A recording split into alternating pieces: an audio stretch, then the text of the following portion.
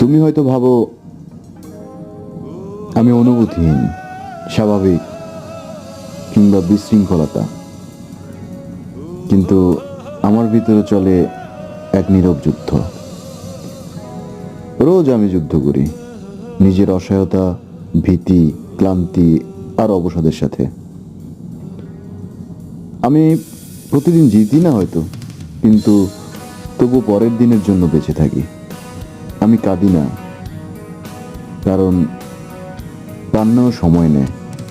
আমি থেমে যাই না, কারণ থেমে গেলেই কেউ টেনে তুলবে না।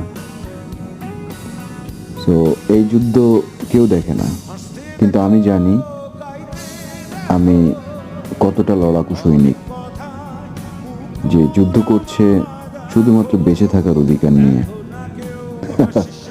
So Seely.